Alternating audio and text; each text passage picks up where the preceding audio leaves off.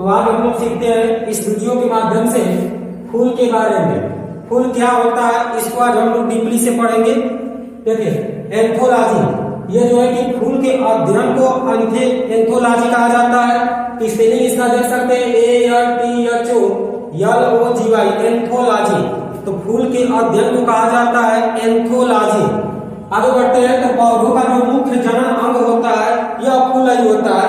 फूल ही जो है कि अपना निषेचन क्रिया करके नए फल का निर्माण करता है। पौधों का जो फूल होता है यह जनन अंग में भी आता है। ठीक है, तो मुख्य जनन अंग होता है फूल। आगे फूल का मुख्य कार्य जो है कि फल का निर्माण होता है। तो यानी जो है कि जो फूल होता है यानी जो है कि आगे चलकर फल का निर्माण करता है। ठीक है, तो फूल से जो है कि फल का निर्माण। अब समझते हैं हम लोग फूल के भाग। फूल के जो है कि भाग कितने होते हैं? तो फूल के जो है कि 4 भाग होते हैं। बाह्य दल पुंज को अंग्रेजी में जो है कैलिक्स कहते हैं। दल पुंज होता है, इसको जो है कि कोरोला कहते हैं। पुमंग, एंड्रोसियम और जायंग गायनोसियम। ठीक है, ये जो है कि 4 जो है फूल के भाग होते हैं। तो फूल के जो है कि 4 भाग कौन कौन से हैं? बाह्य दल पुंज, पुमंग और जायंग। अब जो है इस फूल के माध्यम से हम लोग समझते हैं ये भाग कहाँ स्थिर होते हैं। ठीक है, तो कुछ जो है कि फूल का भाग होता है, फूल होता है तो उसमें जो है कि वो फूल का भाग नहीं लिया जाता है, अलग अलग होता है। देखिए, जैसे ये जो देख रहे हो ये जो है कि पेसियोल कहलाता है। पेसियोल, इसको अंग्रेजी में पेसियोल कहते हैं। ये जो है कि इसको वृत्त भी कहते हैं। वृत्त का मतलब डाली जिसको पकड़कर हम लोग किसी को गिफ्ट देते हैं। ठीक है, जिसको पकड़कर तुम लोग गिफ्ट देते हो इसी को कहा जाता है पेसियोल। यह फूल का भाग नहीं होता है। इसके ऊपर चलते हैं तो इसके ऊपर जो है कि ये जो भाग आपको दिख रहा है गोल भाग, इसी को कहते हैं पुष्पासन। क्या कहते हैं? पुष्पासन। ये भाग जो है कि आपका पुष्पासन कहलाता है। पुष्पासन कहने का मतलब जो है कि पूरा का पूरा पुष्प इसी पर बैठा रहता है, आश्रित रहता है, आसन बैठा रहता है, इसलिए जो है कि इसको कहा जाता है पुष्पासन। तो ये गोल का भाग जो है कि पुष्पासन। यहाँ तक फूल का भाग नहीं है, यहाँ तक फूल का भाग नहीं है, अर्थात जो है कि फूल के भाग में पेसियोल और जो है कि पुष्पासन नहीं होता है। फूल के जस्ट नीचे देखेंगे तो निचला भाग में जो है कि थोड़ा सा फूला हुआ भाग होता है, उसी को कहा जाता है पुष्पासन। तो यह हो गया पुष्पासन। इसके ऊपर चलेंगे तो आपका फूल का भाग मिलता है। तो देखिए फूल का भाग कौन कौन सा है? तो बाह्य दल पुंज है, उमंग है, जायंग है। इस चित्र के माध्यम से हम लोग समझते हैं कि यह जो है कि कहाँ कहाँ है। ध्यान से देखेंगे, फूल का जो बाहरी भाग होता है उसको बाह्य दल पुंज करते हैं। ये जो हरे कलर का आपको दिखाई दे रहा है, हरे कलर का जो दिखाई दे रहा है इसी को कहते हैं बाह्य दल पुंज। अब बाह्य दल पुंज का कार्य क्या होता है? तो बाह्य दल पुंज जो है कि फूल जब कली अवस्था में रहता है, फूल जब कली अवस्था में रहता है तो उसको रक्षा प्रदान करता है, बाहर से उसको रक्षा प्रदान करता है। तो बाहरी रक्षा आवरण का काम कर रहा है, इसलिए इसको कहते हैं बाह्य दल पुंज। ठीक है, यह जो है कि बाहर की तरफ रहता है, यह हमेशा हरे रंग का रहेगा। यह जो है कि हमेशा हरे रंग का होता है। हरे रंग का क्यों होता है? तो यह जो है कि जब पुष्प कली अवस्था में रहता है तो यही जो है कि प्रकाश संश्लेषण का कार्य करता है। प्रकाश संश्लेषण फोटोसिंथेसिस का कार्य करके भोजन बनाता है। भोजन बनाने के बाद जो है कि यह कली अवस्था में जब फूल रहता है तो उसको भोजन देता है। ठीक है, तो यह हमेशा जो है कि जो बाह्य दल पुंज होता है हरे रंग का होता है। हरे रंग का इसलिए होता है कि यह जो है कि जब फूल कली अवस्था में रहता है, इस तरह से कली अवस्था में, अर्थात मान लो कि ये फूल है, ये जो है कि कली अवस्था में, तो इसके चारों तरफ से जो है कि इसका सुरक्षा प्रदान करता है। यह सुरक्षा देता है। जैसे मोदी को देखा जाए, नरेंद्र मोदी जी जो है यह जो है क्या है?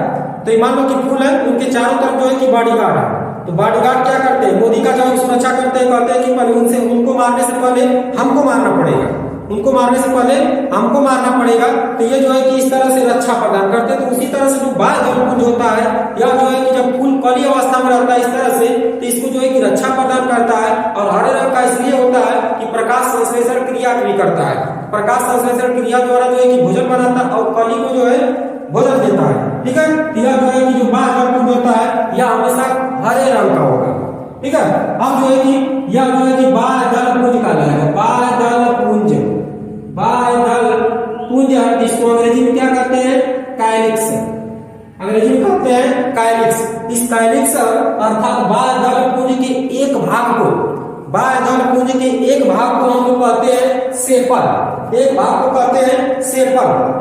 बाह्य दल पुंज के एक भाग को कहा जाता है सेपल, यानी एक भाग जो है जिसको तोड़कर निकाल दिया जाए, ये भाग जो है कि तोड़कर निकाल देते इसको कहेंगे सेपल। तो सेपलों के समूह को कहते हैं बाह्य दल पुंज, सेपलों के समूह को कहते हैं बाह्य दल पुंज। ये आपका बाह्य दल पुंज हो गया, ये फूल का भाग होता है। पहला भाग जो है कि आपको समझ में आया, अगला भाग देखते हैं। तो अगला भाग जो है कि दल पुंज होता है, दल पुंज। तो ये जो भाग दिख रहा है आपको, ये जो भाग दिख रहा है इस तरह से बना है, इसको कहते हैं बाह्य दल पुंज। यह हमेशा जो है कि रंग बिरंगा होता है, रंग बिरंगा इसलिए होता है, यही जो है कि भौरों को अपनी ओर आकर्षित करता है। रंग बिरंगा होने का कारण यह है कि यह जो है कि भौरों को अपनी ओर आकर्षित करता है, आदमियों को जो है कि आकर्षित करता है, हम जैसे मनुष्यों को जो है कि आकर्षित करने का काम करता है। क्या होगा? बाह्य दल पुंज। यह हमेशा कलरफुल होता है। जैसे रात का फूल जो देखेंगे रात रानी, तो रात रानी जो है कि अपने सुगंध के कारण जो है कि भौरों को आकर्षित करती है। इसी को हम लोग सूंघते हैं ना, इसी को सूंघकर जो है कि फूल का हम लोग सुगंध बताते हैं कि यह किस प्रकार का सुगंध दे रहा है। तो बाह्य दल पुंज को ही सूंघा जाता है, ठीक है, बाह्य दल पुंज को ही सूंघा जाता है। ये जो है कि सूंघकर हम लोग बता देते हैं कि फूल किस सुगंध में, मतलब किस सुगंध का फूल है। तो बाह्य दल पुंज जो है कि कलरफुल होता है, यह भौरों को आकर्षित करता है, ठीक है, यह भौरों को जो है अपने ओर आकर्षित करता है। इसके बाद जो है कि ये आपका हो गया, इसको कहते हैं हम लोग दल पुंज, दल पुंज, ठीक है। तो दल पुंज के एक भाग को ध्यान समझेंगे, दल पुंज के एक भाग को कहते हैं पेटल।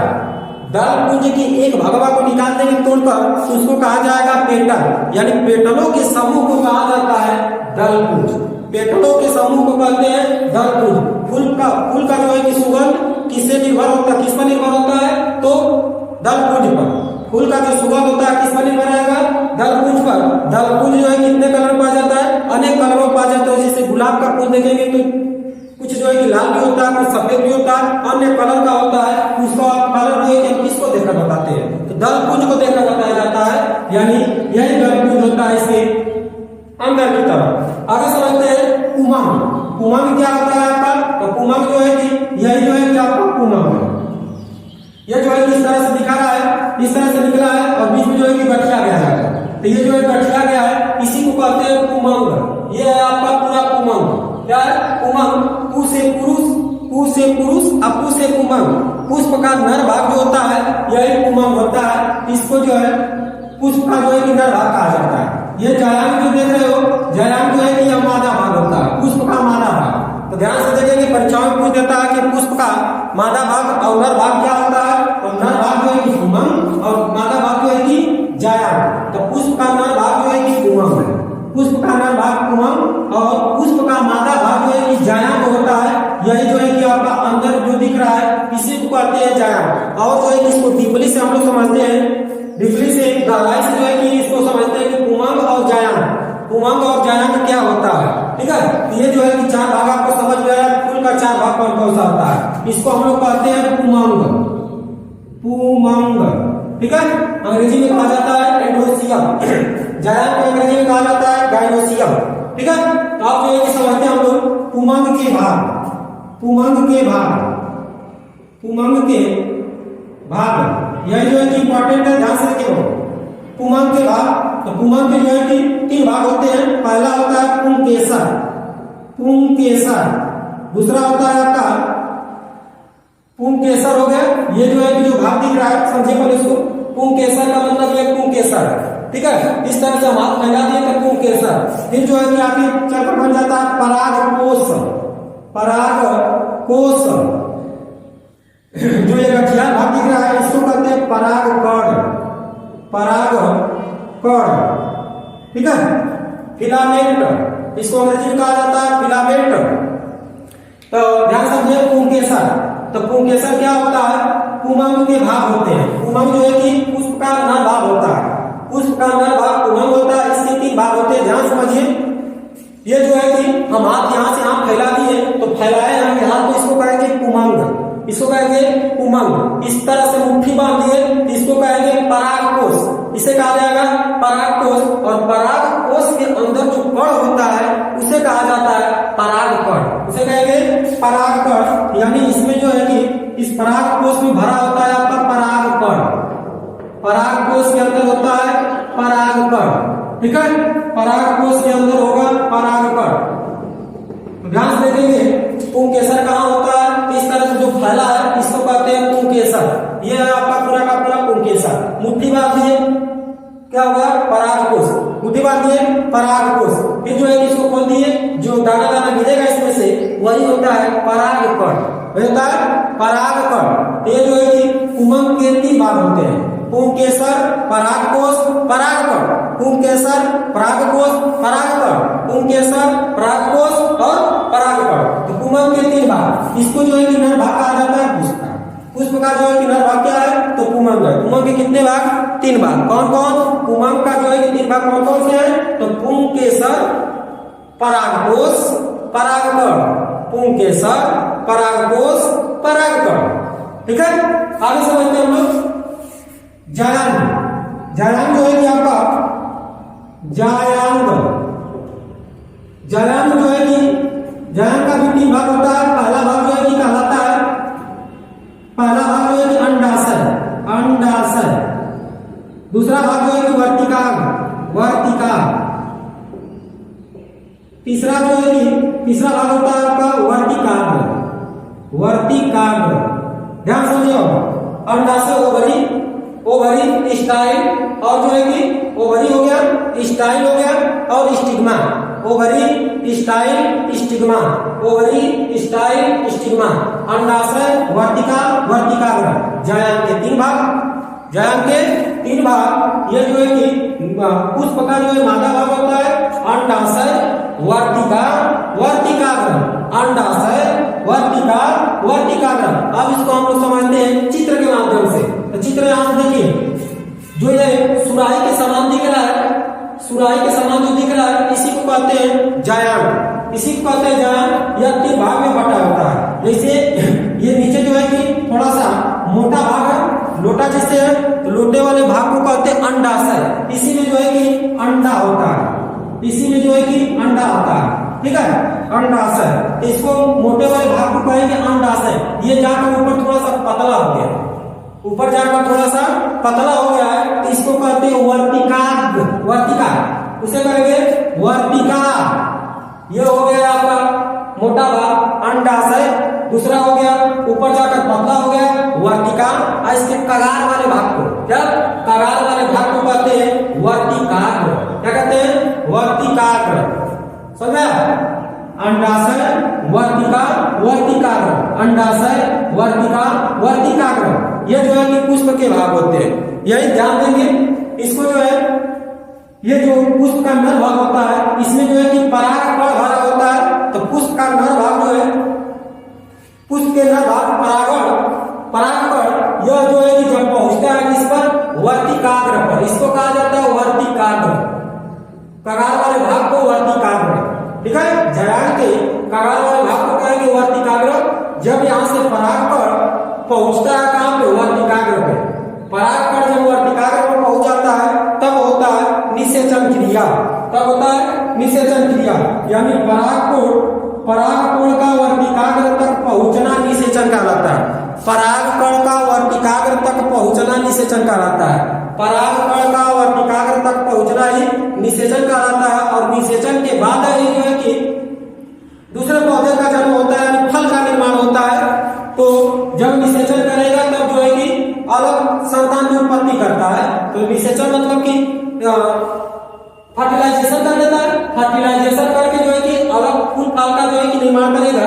तो यही से वर्तिका, मतलब ये नर भाग जो होता है, उमंग का जो नर भाग होता है, यही नर भाग का परागकण वर्तिकाग्र तक पहुंचता है। इसे कहा जाता है निषेचन। इसे कहेंगे निषेचन, फर्टिलाइजेशन, फर्टिलाइजेशन। ये जो है कि आपका निषेचन क्रिया हो जाता है। और निषेचन क्रिया के बाद जो है हम लोग समझेंगे कि ये कैसे फूल का निर्माण होता है। तो ये जो है कि यहाँ से अंडाशय कैसे यहाँ से यहाँ मतलब जाता है। तो यह जो है कि कई माध्यम से, वायु द्वारा, पौधों द्वारा, पक्षियों द्वारा, हवाओं द्वारा, मनुष्यों द्वारा, मतलब अलग अलग जो है कि बनाया जाता है। तो निषेचन कैसे होता है इसको जो है कि अगले वीडियो में हम लोग समझेंगे। अभी तक आप जो है कि आप समझिए फूल के बस भाग।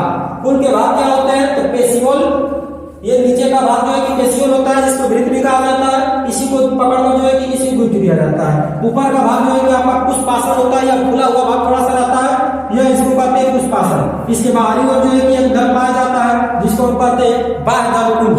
क्या कहते हैं? बाह्य दल पुंज। बाह्य दल पुंज के एक भाग को कहा जाता है सेपल। बाह्य दल पुंज के एक भाग को कहेंगे सेपल। तो यही होता है आपका सेपल, ठीक है, सेपल। तो सेपलों के समूह को कहा जाता है बाह्य दल पुंज। यह हमेशा हरे रंग का होता है। आगे बढ़ते हैं। तो ये जो है कि यह फूल का भाग माना जाता है, ये फूल के भाग में आता है। ये जो है पुष्पासन और पेशियोल फूल के भाग में नहीं आते हैं। इसके आगे बढ़ते हैं तो देखिए इसको कहा जाता है दलपुंज। दलपुंज जो है कि कई कलर में पाया जाता है। कलरफुल इसलिए होता है कि यह भौरों को अपनी ओर आकर्षित करता है। जो रात में फूल खिलता है वह जो है कि अपने सुगंध के कारण जो है कि भौरों को अपनी ओर आकर्षित करता है। और जो दिन में फूलते हैं फूल तो ये देखेंगे तो रंग बिरंगा होते हैं। तो रंग बिरंग होने के कारण जो है कि किसी को अपनी ओर आकर्षित करने का कार्य करते हैं। तो आगे जो है कि आपका है पुमंग। पुमंग क्या होता है? तो पुमंग जो है कि यही भाग जो लाल आपको खिंचा के दिखाई दे रहा है इसी को कहते हैं पुमंग। यह है पुमंग। पुमंग जो है कि तीन भाग में बटा होता है। पहला होता है पुंकेसर। इस तरह से हाथ फैला दिए पुंकेसर, मुट्ठी बांध दिए परागकोश। मुट्ठी खोल देंगे तो दाना दाना गिरेगा, इसमें से जो कण गिरेगा इसको कहते हैं परागकण। तो पुंकेसर, परागकोश, परागकण, पुंकेसर, परागकोश, परागकण, ठीक है। ये जो होते हैं यह पुमंग के तीन भाग होते हैं। अब जो है कि यह होता है स्त्री, फूल का स्त्री भाग, ना मादा भाग। फूल का जो है कि मादा भाग होता है आपका जायान। जायान तीन भाग में बटे होते हैं। ये जो है कि नीचे लोटा के समान दिखाई दे रहा है इसको कहते हैं अंडाशय, ओवरी, अंडाशय। इसके ऊपर चलते हैं तो ये पतला भाग होता है, इसको कहा जाता है वर्तिका। इसे कहेंगे वर्तिका। और इसमें कगार वाले भाग को कहते हैं वर्तिका।